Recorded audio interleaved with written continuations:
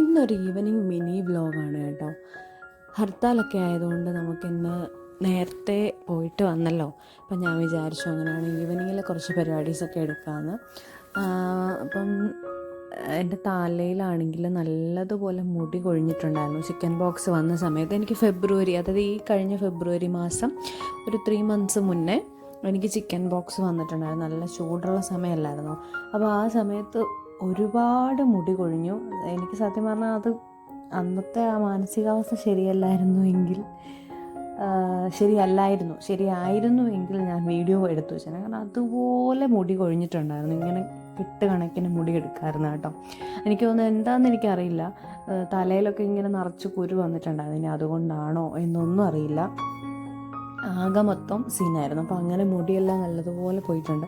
ഇപ്പോഴത്തെ ഒരു പ്രധാന പ്രശ്നം താരൻ കയറുന്നു. ഞാൻ എന്തൊക്കെ ചെയ്തിട്ടും താരൻ പോകുന്നില്ല. അപ്പം ഞാൻ വിചാരിച്ചു കുറച്ചായി, കഴിഞ്ഞ ആഴ്ച താളി ഇട്ടതാണ്, ഈ ആഴ്ച താളി ഇട്ടിട്ടില്ല, എന്നാൽ താളി ഇടാമെന്ന് വിചാരിച്ചിട്ട് ഞാൻ നല്ലപോലെ എണ്ണ വെക്കുവാണ്.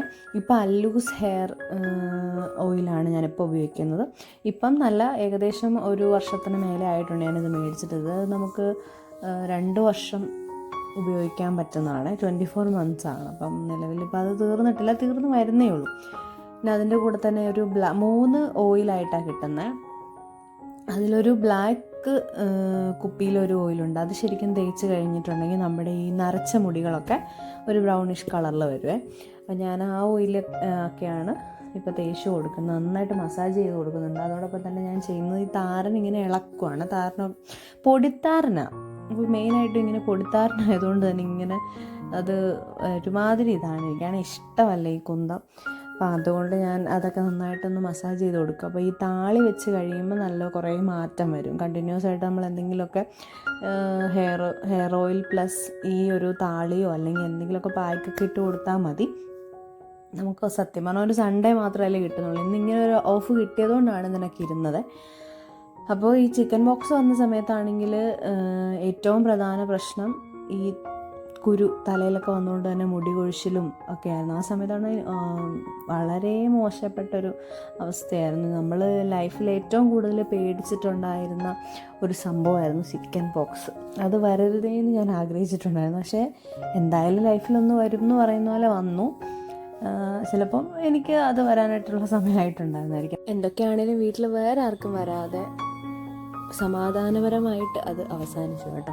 അപ്പോൾ ഞാനിന്ന് താളി അരയ്ക്കുന്നതിൻ്റെ കൂടെ ചെമ്പരത്തി ഇലയും മുരിങ്ങ ഇലയും തുളസി ഇലയും പനിക്കൂർക്കലയൊക്കെ ആഡ് ചെയ്യുന്നുണ്ട്. നമ്മുടെ വീട്ടിൽ എന്തൊക്കെ സാധനങ്ങളൊക്കെ ഉണ്ടോ ഇങ്ങനെ ഇലകളായിട്ട് അതൊക്കെ നമ്മൾ വലിച്ചു വാരി അങ്ങോട്ട് ഇടുക.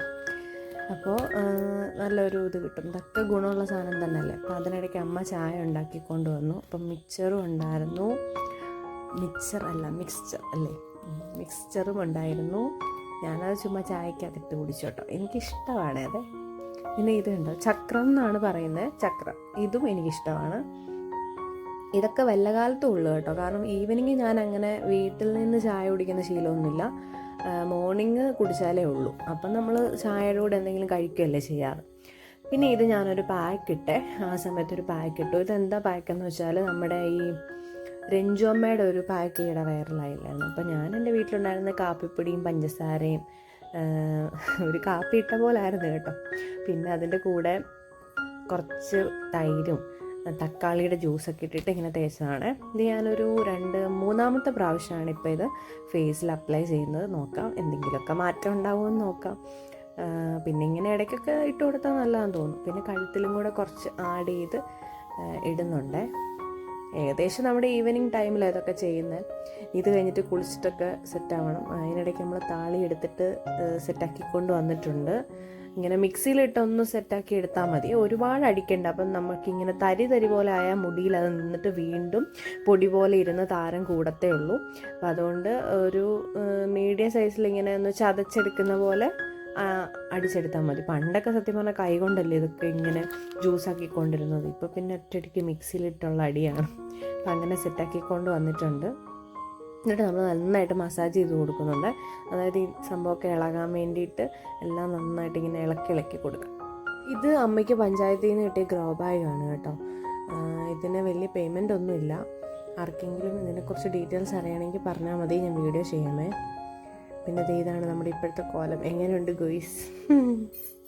ഫുള്ള് ഈ ടാറിൽ മുങ്ങിയ പോലെ ഉണ്ടല്ലേ, തലയിലും എല്ലാം തേച്ച് മുഖത്തും എല്ലാം തേച്ചിട്ട് വെച്ചിരിക്കുകയാണ്. പിന്നെ നമ്മൾ പോയിട്ട് കുളിച്ച് വന്നു, ഫ്രഷായി. അപ്പോൾ ആ സമയത്ത് അമ്മ എന്നോട് പറഞ്ഞു, ഇത് കണ്ടോ അച്ഛൻ ഇങ്ങനെ പണ്ടത്തെ സാധനം, ഇത് വളരെ പണ്ടത്തെ സാധനം കേട്ടോ, ആ കമ്പി പോലത്തെ ഐറ്റം ഞങ്ങളുടെ വെല്ലിച്ചനൊക്കെ ഉള്ള സമയത്തുണ്ടായിരുന്നതാണ്.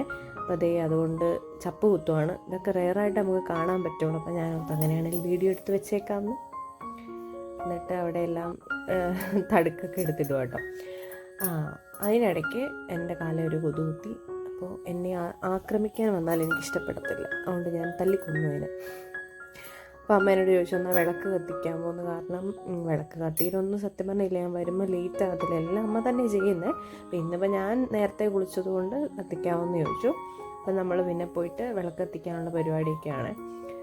പുറത്ത് സിറ്റ് ഔട്ടിലാണ് എപ്പോഴും വിളക്ക് കത്തിക്കാറ്. അവിടെ വിളക്ക് വയ്ക്കുന്നൊരു ടേബിളുണ്ട്, പക്ഷെ അവിടെ കത്തിക്കാറില്ല, പുറത്ത് വെച്ചിട്ടാണ് കത്തിക്കുന്നതൊക്കെ കേട്ടോ. അപ്പോൾ എണ്ണയെന്തിരിയൊക്കെ ഇടും. പിന്നെ കത്തിക്കുമ്പോൾ വേറൊരു കുഞ്ഞ് ചട്ടിവിളക്ക് പോലത്തെ ഒരു ഇതിൽ തിരി കൊളുത്തിയിട്ടാണ് പിന്നെ നമ്മൾ വിളക്ക് വയ്ക്കുന്നത്. ഇതൊക്കെ എന്നാന്നൊന്നും എനിക്കറിയാൻ പാടില്ല. അമ്മയാണെങ്കിൽ യൂട്യൂബിൽ എന്തോ കണ്ടിട്ട് അങ്ങനെ ചെയ്യുന്നത്. തീപ്പെട്ടിക്കൊള്ളി കൊണ്ട് ഉരച്ച് കത്തിക്കണ്ട, അങ്ങനെ കത്തിച്ചാൽ മതി എന്നൊക്കെ പറഞ്ഞിട്ട് അങ്ങനെയാട്ടോ വിളക്ക് വയ്ക്കുന്നത്. ഇതിലൊന്നും വലിയ കാര്യമൊന്നുമില്ല, നമ്മൾ നല്ല മനസ്സോടുകൂടി ചെയ്താൽ പോരെ എല്ലാ കാര്യങ്ങളും. അപ്പോൾ അങ്ങനെ നമ്മൾ വിളക്കൊക്കെ എടുത്ത് സെറ്റാക്കി വെച്ചു. ഇനി നമുക്ക് കുറച്ച് പൂക്കൾ പറിക്കണം. നേരത്തെയൊക്കെ ഒരുപാട് പൂക്കളുണ്ടായിരുന്നു പുറത്ത്. ഇന്ന് ചെമ്പരത്തിപ്പൂ ഒന്നും ഉണ്ടായിട്ട് നമ്മുടെ വീടിൻ്റെ അവിടെ ഉണ്ടായിട്ടില്ല കേട്ടോ. മറ്റേ നന്ദ്യാർവട്ടമുണ്ട്, തുളസിയുണ്ട്. അപ്പോൾ അതൊക്കെ പറിച്ചെടുത്തു. നേരത്തെ ഒത്തിരി പൂക്കളൊക്കെ ഉണ്ടായിരുന്നതാണ്. ഇനിയിപ്പോൾ ഓണത്തിൻ്റെ സമയമാകുമ്പോൾ നമ്മൾ നെട്ടോട്ടം ഓടേണ്ടി വരും. എല്ലാ വർഷവും നമ്മൾ അത്തപ്പൂവൊക്കെ ഇടാറുണ്ട് വീട്ടിൽ, കുഞ്ഞിലേ തൊട്ടേ ഉണ്ട്. അപ്പോൾ അതുകൊണ്ട് ഇനി നമ്മൾ പൂക്കളൊക്കെ വേണ്ട സമയമാണ്. പിന്നെ പോയിട്ട് തോർത്തൊക്കെ അഴിച്ചു മാറ്റി നമ്മളിനി വിളക്ക് വയ്ക്കാൻ വേണ്ടി പോവാണ്.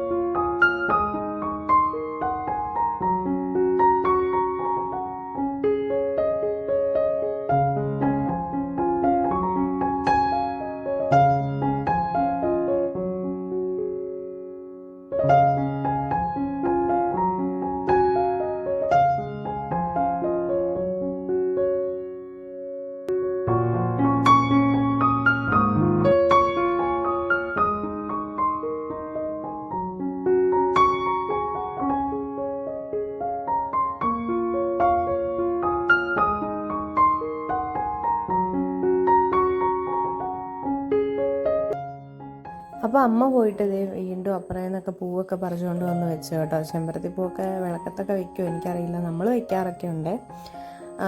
അപ്പോൾ അതൊക്കെ വെച്ചു. അപ്പോൾ അത്രയേ ഉള്ളൂ. എന്നാൽ പിന്നെ ശരി.